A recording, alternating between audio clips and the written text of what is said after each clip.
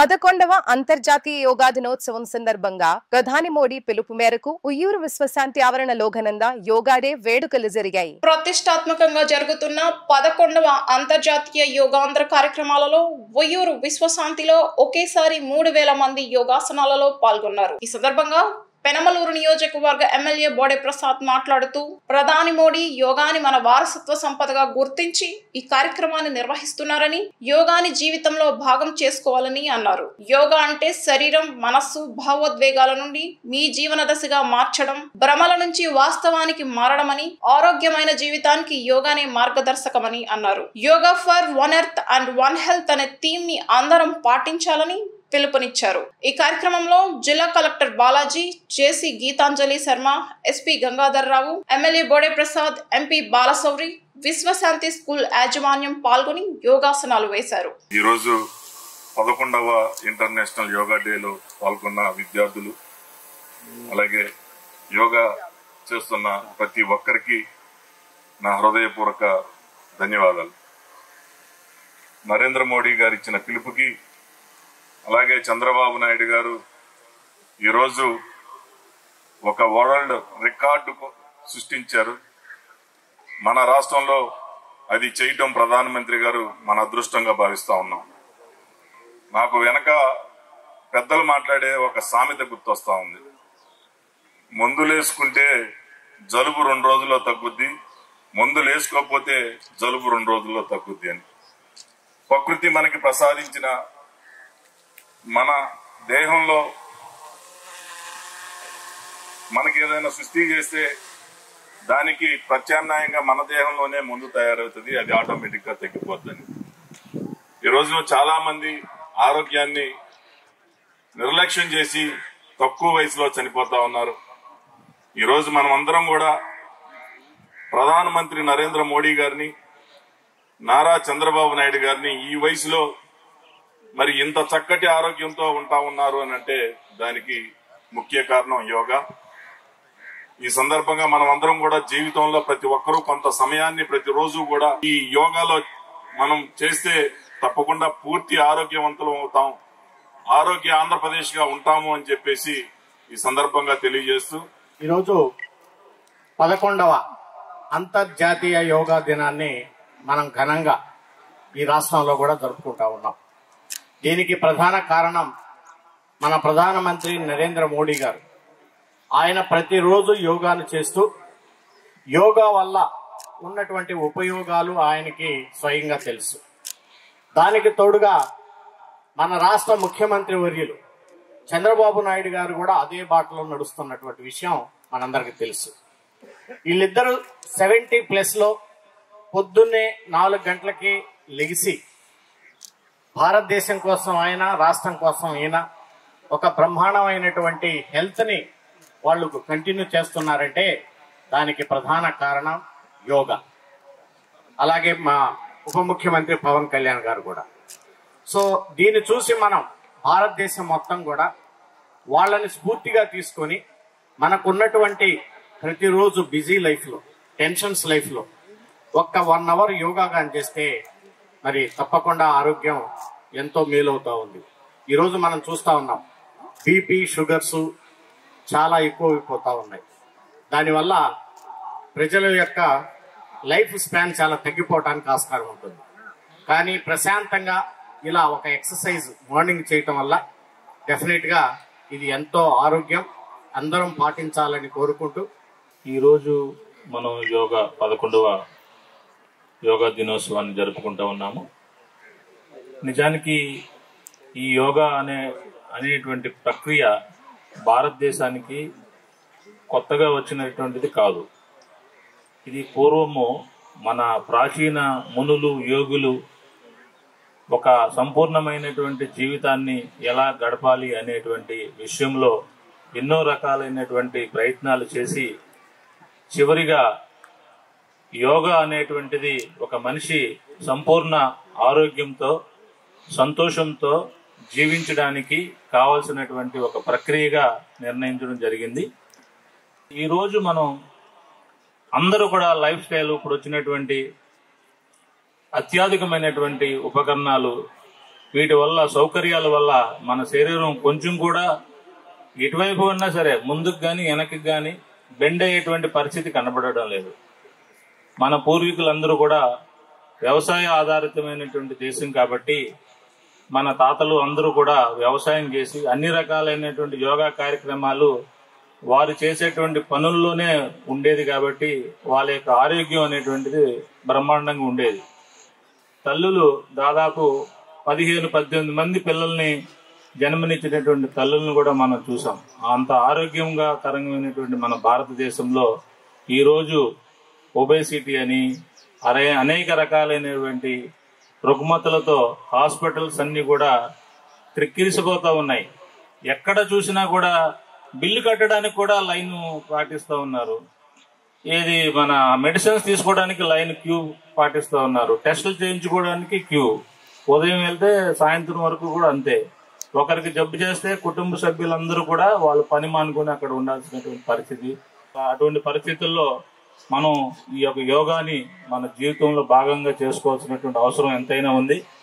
మన బాడీని నియంత్రించేవి main glands, గ్రంథులు. ఇవన్నీ కూడా యోగాలో చేసేటువంటి ప్రక్రియల్లో అవన్నీ కూడా యాక్టివేట్ అవ్వడం వల్ల బాడీ మెకానిజం అంతా కూడా మెటబాలిజం అనేది చక్కగా ఉంటుంది. సో దానివల్ల దీర్ఘాయుష్యం కాకుండా ఆరోగ్యవంతమైనటువంటి సంతోషకరమైనటువంటి జీవితాన్ని మీరు సాధించేదానికి అవకాశం ఉంది.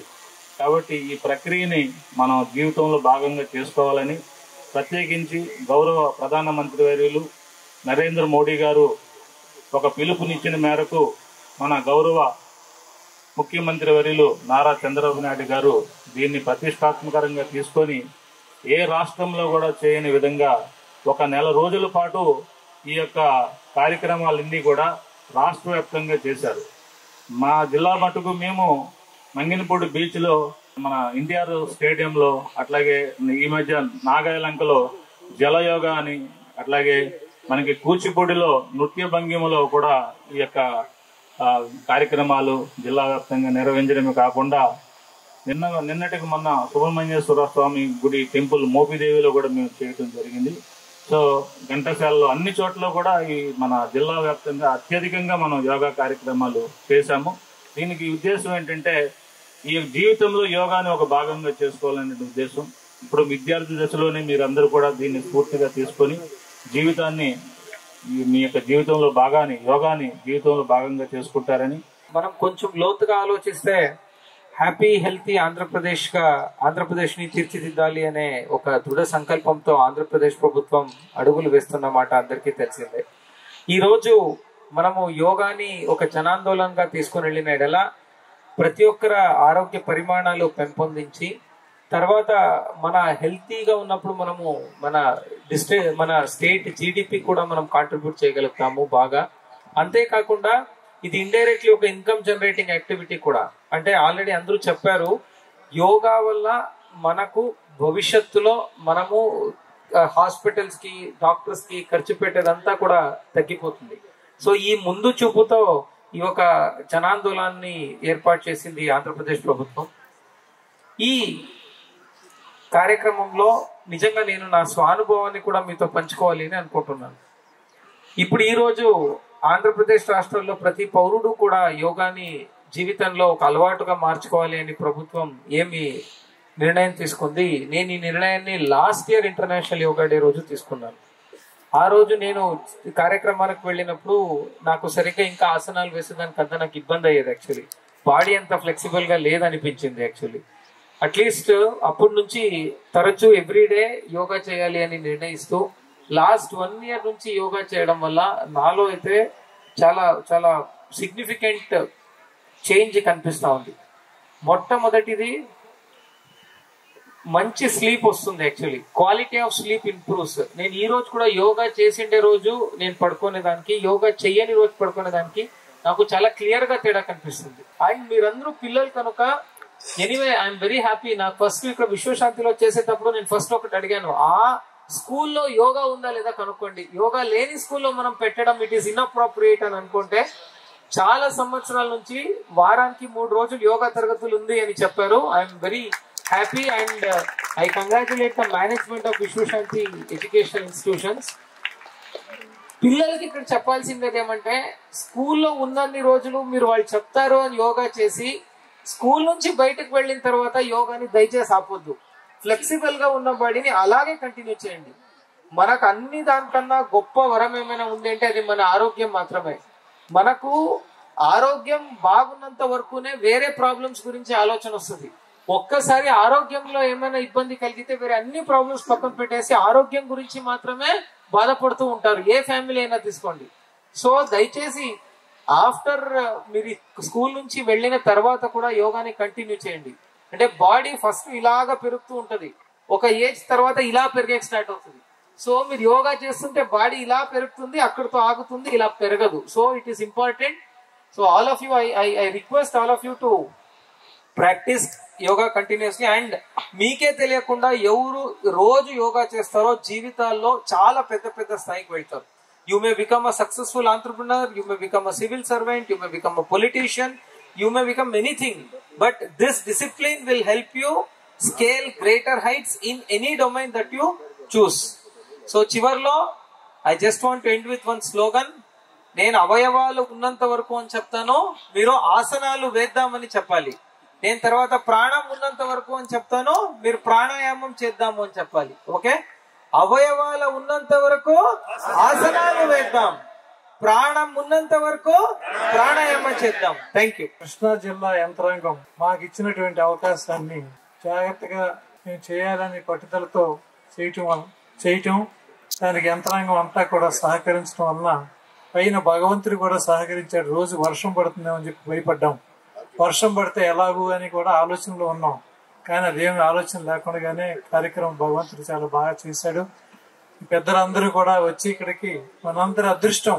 జిల్లా అధికారులందరూ, ఎంపీ గారు, ఎమ్మెల్యే గారు, జిల్లా యంత్రాంగం అందరూ కూడా అన్ని డిపార్ట్మెంట్ నుంచి జిల్లా అధికారులు అందరూ కూడా ఇక్కడికి వచ్చి వారి సందేశాలను ఇవ్వటం, కార్యక్రమంలో పాల్గొనటం, వారందరికీ కూడా కృతజ్ఞత తెలుపుకుంటూ మా విద్యార్థులందరికీ ఆశీస్సులు తెలియజేసుకుంటున్నాను. నేను నా పరిసరాల పరిశుభ్రత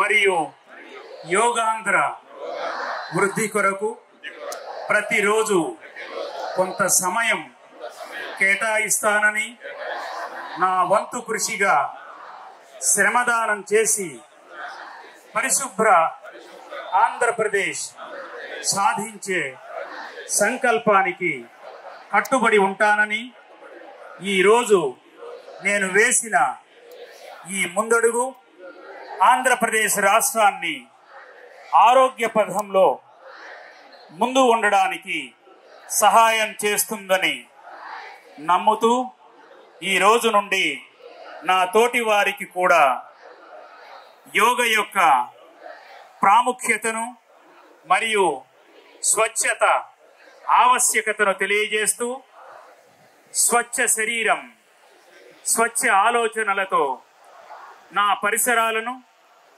ఆరోగ్యకరముగా కాపాడుకుంటూ నా తోటి వారిని ప్రోత్సహించి అవగాహన కల్పించే దిశగా ప్రయత్నిస్తానని, మన ఆంధ్రప్రదేశ్ను స్వచ్ఛ ఆంధ్రప్రదేశ్గా తీర్చిదిద్దేటట్లు నా వంతు కృషి చేస్తానని ప్రమాణం చేస్తున్నాను.